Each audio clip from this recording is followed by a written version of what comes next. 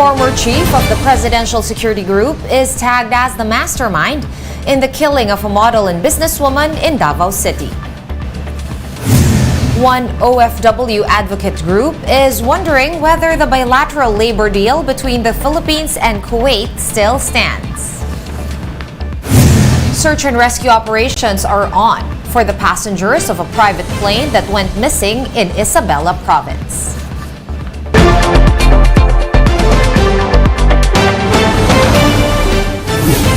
Fast, focused, and fearless. Here's a roundup of stories we're watching now. I'm Sean Yao.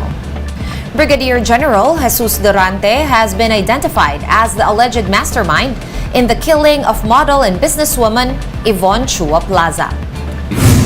Davao Regional Director, Police Brigadier General Benjamin Silo said that Durante formed a strike team made up of personnel from the Army's 1001st Infantry Battalion.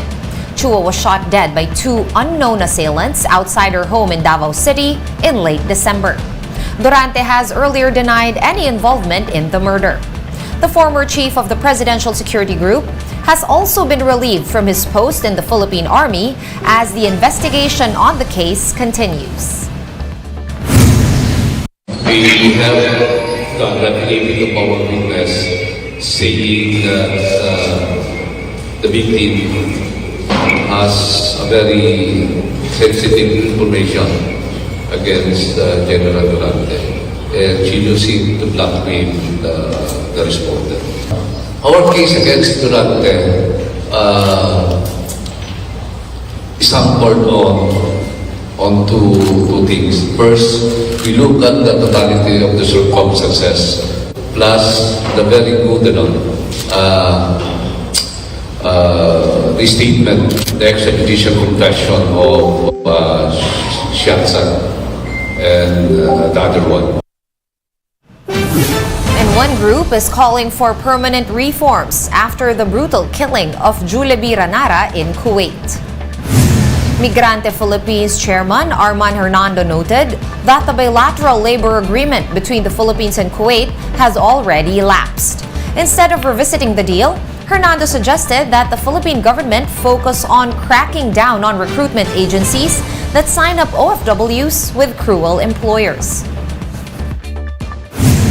Memorandum of Understanding between the Philippine government and the government of Kuwait pagkatapos ng pagkamatay ni Joanna de Mafelis noong 2018. 4 years lang ang effectivity, so supposedly expired na siya last year. Kaya tinitignan namin na nag-negotiate ba ng terms ang Kuwait at ang Pilipinas. And two people died after a Philippine Air Force plane crashed in Bataan this morning. The SF-260 took off from Sangley Point in Cavite and was being used for recurrency training when it crashed in the town of Pilar.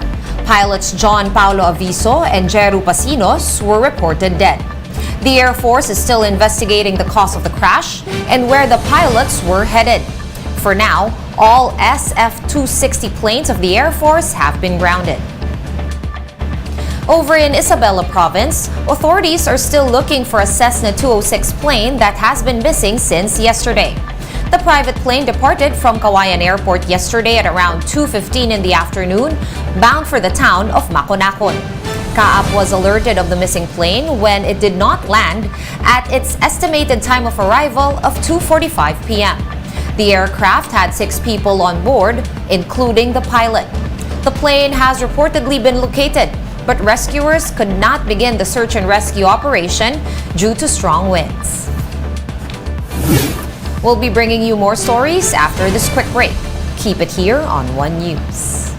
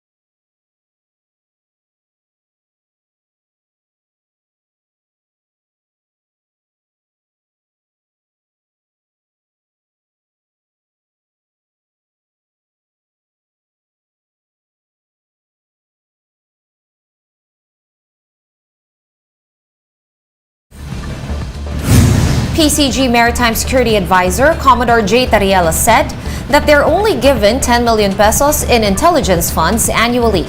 He explained that this amount has to cover information gathering in the West Philippine Sea and on top of that, sustain the country's maritime safety and law enforcement. Tariela also noted that the fund for the PCG has not increased since 2012. And in sports, the PBA has ventured into esports through a partnership with Dark League Studios. Marty Bautista tells us more. The PBA has joined the craze of the growing esports industry in the country after launching its historic partnership with Dark League Studios. PBA Commissioner Willie Marshall says this is an initiative to bridge the gap between traditional and electronic sports. Alam ko magkaibang sports to eh.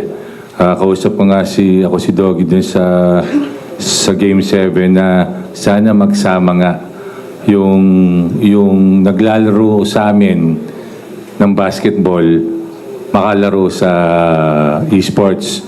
Yung mga naglalaro sa esports maka-experience naman ng basketball.